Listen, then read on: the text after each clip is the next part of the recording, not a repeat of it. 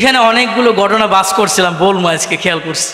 হুজুর যদি কখনো সুযোগ দেয় বলার চেষ্টা করব। বাথরুমে যাওয়ার সময় যদি কোনো ব্যক্তি দোয়া পড়ে, বাথরুম থেকে বের হওয়ার সময় যদি দোয়া পড়ে, আল্লাহর রাসূল বলেন, যদি কোনো ব্যক্তি বাথরুমে যাওয়ার সময় বলে আল্লাহুম্মা ইন্নী আউযু বিকা মিনাল খুবুসি ওয়াল খাবাইস, বের হওয়ার সময় বলে গুফরানাকা আলহামদুলিল্লাহিল্লাযী আযহাবা আন্নিল আযা ওয়া আফানি, যদি এই দুটো দোয়া যদি কোনো বান্দা পড়ে, আল্লাহ তাআলা বাথরুমে ঢোকা এবং বের হওয়াকে ইবাদত হিসাবে কবুল করে ফেলবেন। যেখানে ইলমের আলোচনা হয় সেটা জান্নাতের বাগান হয়ে যায়। এটা ইলমের বাগান, এখানে কোরআনের কথা হচ্ছে, হাদিসের কথা হচ্ছে, এটা জান্নাতের বাগান হয়ে গেছে। আল্লাহুম্মা আফতাহ লি আবওয়াবা রাহমাতিক, বের হওয়ার সময় বলবেন আল্লাহুম্মা ইন্নী আসআলুকা মিন ফাদলিক।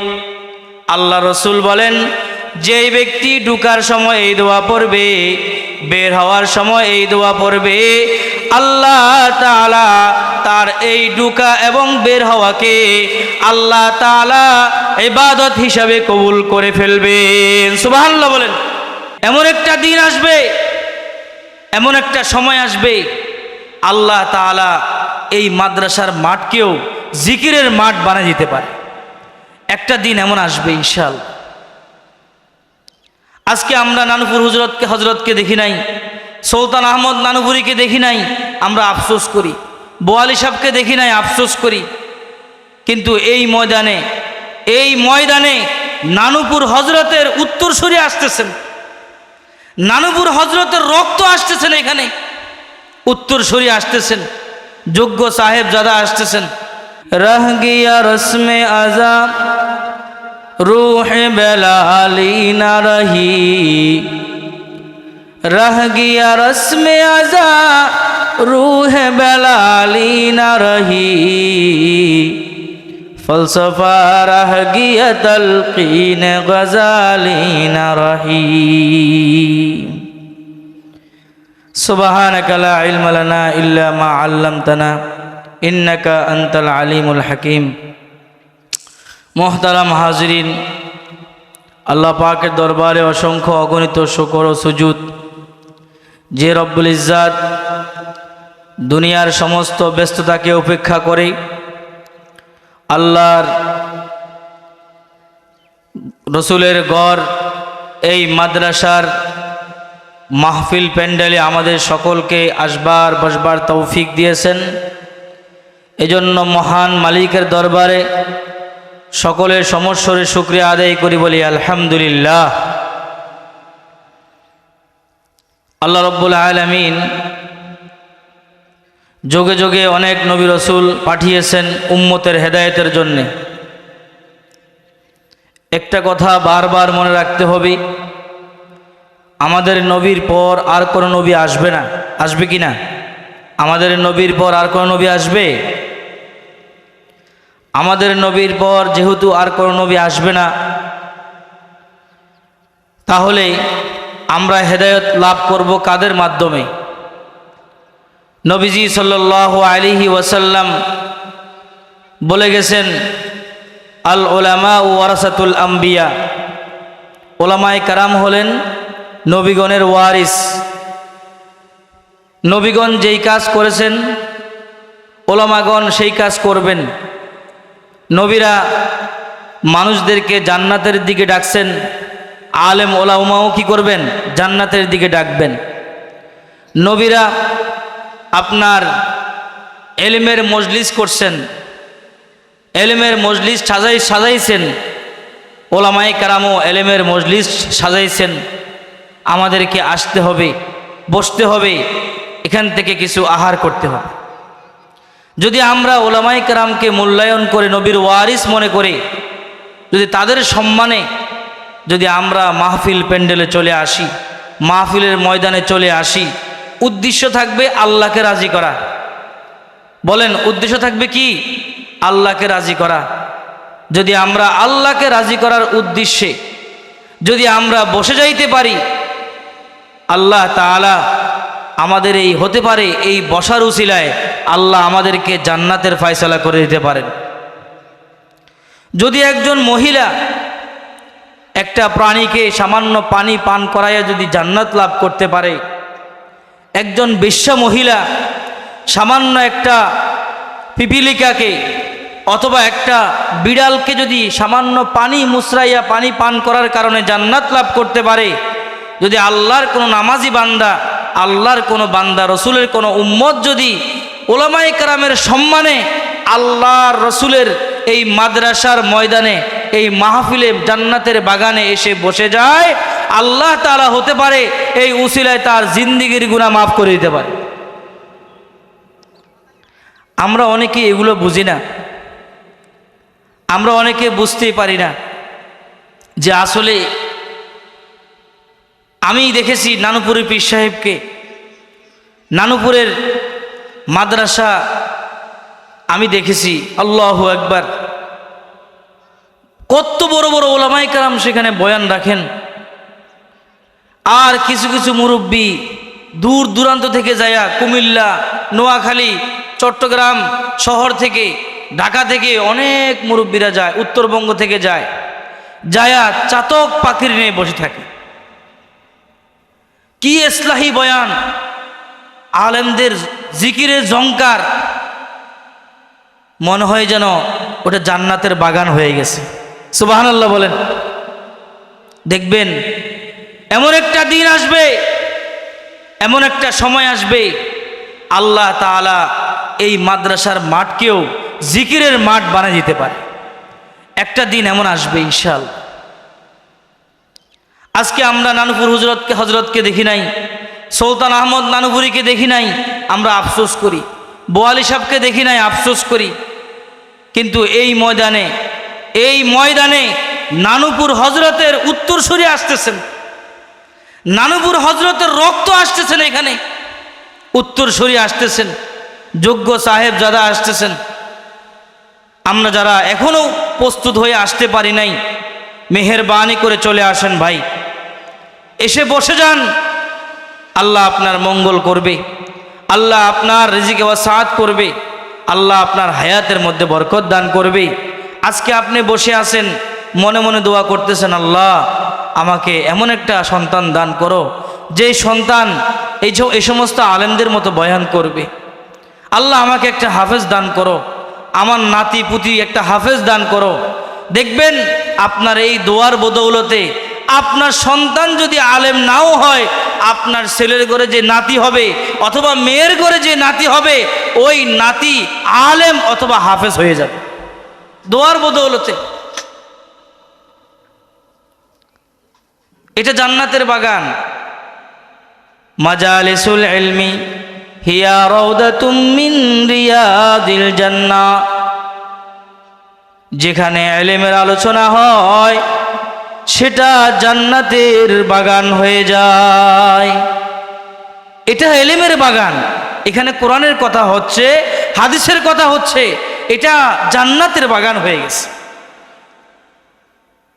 এলাকার সকল মুরব্বীদেরকে, যুবক ভাইদের প্রতি আমি আহ্বান জানাই, আপনারা মাহফিল প্যান্ডেলে চলে আসেন, আসেন, এসে বসে যান।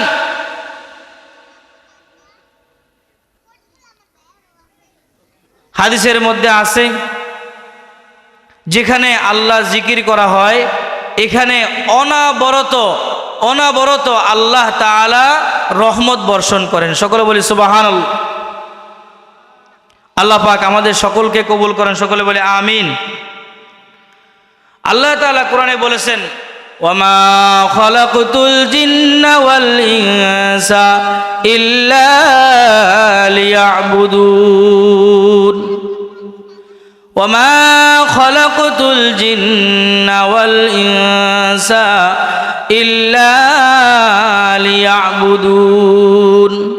আল্লাহ তাআলা বলেন, আমি জিন এবং ইনসানকে সৃষ্টি করেছি একমাত্র ইবাদত করার জন্যে, একমাত্র আমার ইবাদত করার জন্যে।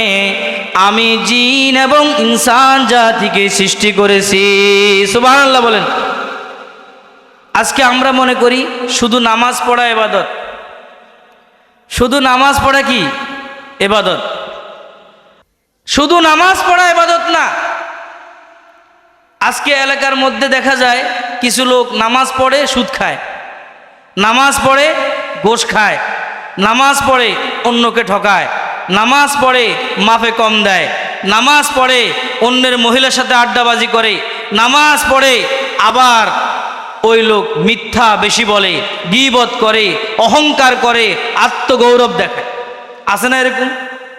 নামাজ পড়ে আবার মিথ্যা বলে, নামাজ পড়ে বেপরদায় চলে, নামাজ পড়ে সুদ খায়, হারাম খায়, গোশ খায়।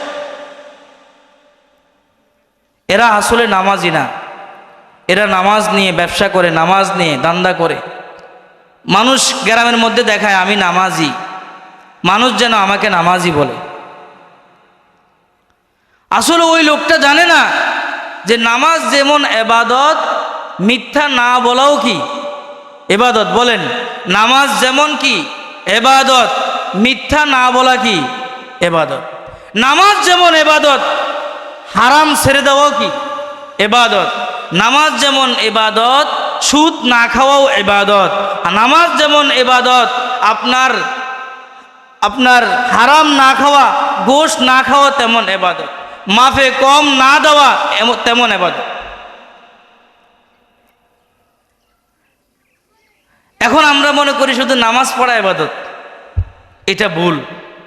আজকে মাদ্রাসা আসছেন, মাদ্রাসার ময়দানে বসছেন, যদি আল্লাহকে খুশি করার জন্য এসে থাকেন এটাও ইবাদত।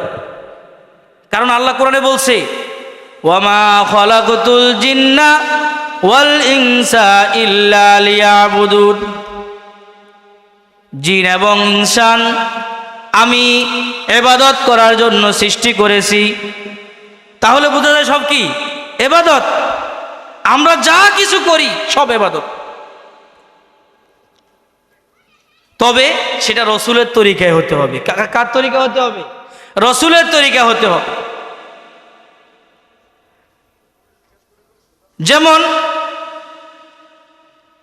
আপনি মসজিদে প্রবেশ করতেছেন, এমনি ঢুকে গেছেন বাম পা দিয়া, আবার মসজিদ থেকে বাম পা দিয়ে বের হয়ে গেছেন, ডান পা দিয়ে বের হয়ে গেছেন, কোনো দোয়া পড়লেন না, এটা ইবাদত হবে না। যদি আপনি নিয়ত করেন আমার রসুল ডান পা দিয়ে ঢুকছে, আমিও ডান পা দিয়ে ঢুকি, আমার রসুল বাম পা দিয়ে বের হয়েছে, আমিও বাম পা দিয়ে বের হলাম, আল্লাহ রসুল বলে এটা ইবাদত হয়ে গেছে। সুবহানাল্লাহ বলেন। ঢুকার সময় বলবেন আল্লাহুম্মা ইফতাহ লি আবওয়াবা রাহমাতিক, বের হওয়ার সময় বলবেন আল্লাহুম্মা ইন্নী আসআলুকা মিন ফাদলিক। আল্লাহ রসুল বলেন যেই ব্যক্তি ঢুকার সময় এই দোয়া পড়বে, বের হওয়ার সময় এই দোয়া পড়বে, আল্লাহ তাআলা তার এই ঢুকা এবং বের হওয়াকে আল্লাহ তাআলা ইবাদত হিসাবে কবুল করে ফেলবেন। সুবহানাল্লাহ বলেন। বাথরুমে যাওয়ার সময় যদি কোনো ব্যক্তি দোয়া পড়ে, বাথরুম থেকে বের হওয়ার সময় যদি দোয়া পড়ে, আল্লাহর রসুল বলেন যদি কোনো ব্যক্তি বাথরুমে যাওয়ার সময় বলে আল্লাহুম্মা ইন্নী আউযু বিকা মিনাল খুবুসি ওয়াল খাবাইস, বের হওয়ার সময় বলে গুফরানাকা আলহামদুলিল্লাহিল্লাযী আযহাবা আন্নিল আযা ওয়া আফানি, যদি এই দুটো দোয়া যদি কোনো বান্দা পড়ে, আল্লাহ তাআলা বাথরুমে ঢুকা এবং বের হওয়াকে ইবাদত হিসাবে কবুল করে ফেলবেন।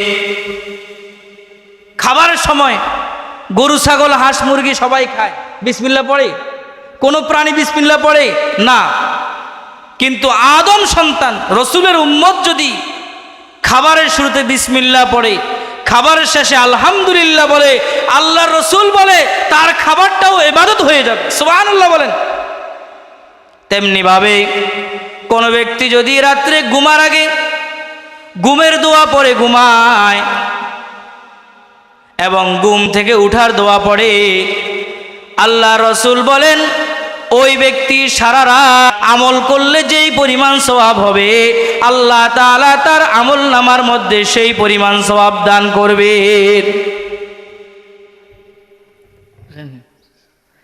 তাহলে যাই হোক, ইবাদত এখানে অনেকগুলো ঘটনা বাস করছিলাম, বলবো আজকে, খেয়াল করছি। হুজুর যদি কখনো সুযোগ দেয় বলার চেষ্টা করব। আল্লাহ পাক আমাদেরকে আমল করার তৌফিক দান করেন। ওয়া আখির দাওয়ানা আলহামদুলিল্লাহি রাব্বিল আলামিন।